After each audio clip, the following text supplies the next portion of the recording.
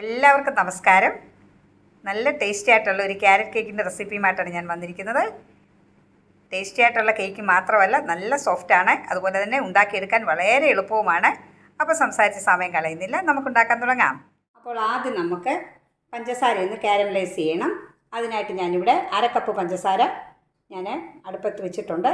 ചൂട് കട്ടിയുള്ള പാത്രത്തിൽ വേണം വെക്കാൻ. ഇതൊന്ന് ഉരുകി ഒന്ന് വരട്ടെ ഈ പഞ്ചസാര.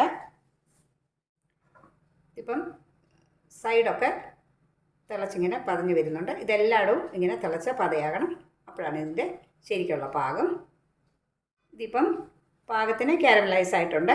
ഇനി ഇതിലേക്ക് ഞാനൊരു 1/2 കപ്പ് പഞ്ചസാരയാണ് വെച്ചിരിക്കുന്നത്. അതുകൊണ്ട് ആ സെയിം കപ്പിന് തന്നെ 1/2 കപ്പ് വെള്ളം ഒഴിച്ച് കൊടുക്കുകയാണ്.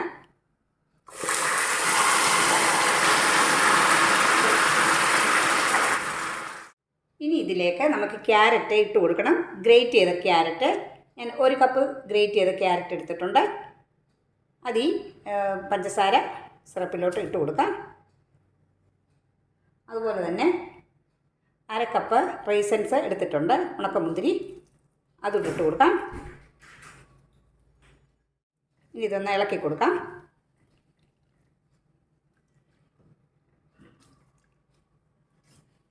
ഇനി ഇത് നന്നായിട്ട് ആറിയിട്ട് വേണം നമുക്ക് കേക്കിൻ്റെ ബാറ്ററിലോട്ട് ഇത് ചേർത്ത് കൊടുക്കാൻ. അപ്പോൾ ഇത് ആറുമ്പോഴത്തേക്ക് നമുക്ക് മറ്റു കാര്യങ്ങൾ ചെയ്യാം. കേക്ക് ബേക്ക് ചെയ്യാനുള്ള ടിന്ന് ഞാൻ ഇവിടെ എടുത്ത് വെച്ചിട്ടുണ്ട്. അതാദ്യം നമുക്കൊന്ന് റെഡിയാക്കി എടുക്കാം. അതിലേക്ക് ഞാൻ കുറച്ച് ബട്ടർ അപ്ലൈ ചെയ്ത് കൊടുക്കുകയാണ്.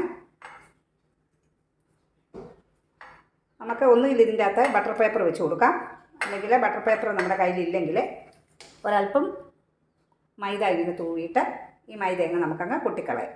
അപ്പോൾ നമ്മുടെ ബട്ടർ പേപ്പറും വെക്കുന്ന അതേ ഇഫക്റ്റ് തന്നെ വരും. ഇനി ഈ മൈദ അങ്ങ് പൊട്ടിക്കളയാം.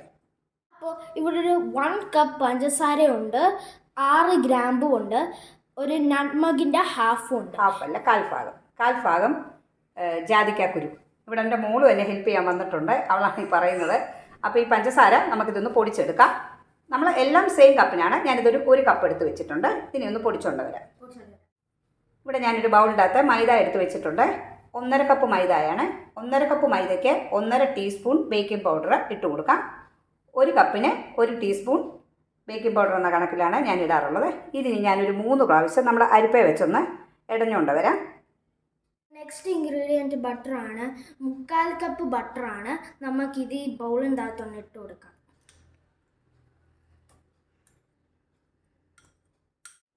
ഈ ബട്ടറിനൊപ്പം തന്നെ നമുക്ക് നമ്മൾ പൊടിച്ച് വെച്ച ഗ്രാമ്പൂവും പിന്നെ ജാതിക്കാക്കുരുവൊക്കെ ചേർത്ത് പൊടിച്ച് വെച്ച ആ പഞ്ചസാരയുടെ പൊടിയും കൂടി ഇട്ട് കൊടുക്കാം.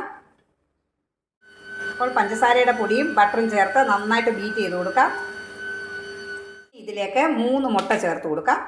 ഞാൻ മുട്ടയുടെ ഉണ്ണിയും വെള്ളയൊന്നും സെപ്പറേറ്റ് ചെയ്യുന്നില്ല, ഒരുമിച്ചിട്ടാണ് ബീറ്റ് ചെയ്യുന്നത്. നമ്മൾ നല്ലതായിട്ട് ബീറ്റ് ചെയ്തിട്ടുണ്ട്, നല്ല ഫ്ലഫി ആയിട്ടുണ്ട്. ഇനി നമുക്ക് 1 ടീസ്പൂൺ വനില എസൻസ് ഇതിനകത്തോട്ടുണ്ട്. ഇനി ഇത് നന്നായിട്ടൊന്ന് നമുക്ക് ഇളക്കി യോജിപ്പിക്കാം.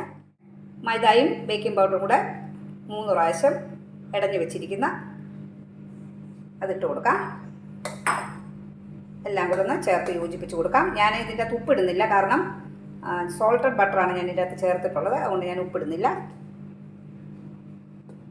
കേക്കിൻ്റെ ബാറ്റർ ഞാൻ നേരത്തെ നമ്മൾ റെഡിയാക്കി വെച്ചിരുന്ന ടിന്നിലൊക്കെ ഒഴിച്ച് കൊടുത്തിട്ടുണ്ട്. ഇത് 1 കിലോ കേക്കിൻ്റെ ടിന്നാണ്. എപ്പോഴും നമ്മൾ ഇതിൻ്റെ പകുതി മാത്രമേ ഒഴിച്ച് കൊടുക്കാവൂ, കാരണം ബേക്ക് ആകുമ്പോൾ ഇത് പൊങ്ങി വരുമല്ലോ. ഇനി ഇത് എയർ ബബിൾസ് കളയാൻ വേണ്ടി നമുക്ക് നന്നായിട്ട് ടാപ്പ് ചെയ്ത് കൊടുക്കാം. ഇനി നമുക്കിത് ബേക്ക് ചെയ്തെടുക്കാം. ഞാൻ ഓവനിലാണ് ബേക്ക് ചെയ്തെടുക്കുന്നത്. ഞാൻ 10 മിനിറ്റോളം 180 ഡിഗ്രി സെൽഷ്യസിൽ ഓവൻ പ്രീഹീറ്റ് ചെയ്തിട്ടിട്ടുണ്ട്. ഇത് 180 ഡിഗ്രി സെൽഷ്യസിൽ ഏകദേശം ഒരു 40 മിനിറ്റോളം ആകുമ്പോൾ എനിക്ക് എൻ്റെ ഓവനിൽ ഈ കേക്ക് റെഡിയാകും. ഓരോ ഓവനിലും സമയത്തിന് വ്യത്യാസം കാണും. അതനുസരിച്ച് നമ്മൾ ചെക്ക് ചെയ്തിട്ട് നമ്മൾ ഓഫ് ചെയ്തെടുക്കണം. ചെയ്തുകൊണ്ട് വരാം. അപ്പോൾ കേക്ക് ബേക്ക് ചെയ്തെടുത്തിട്ടുണ്ട്.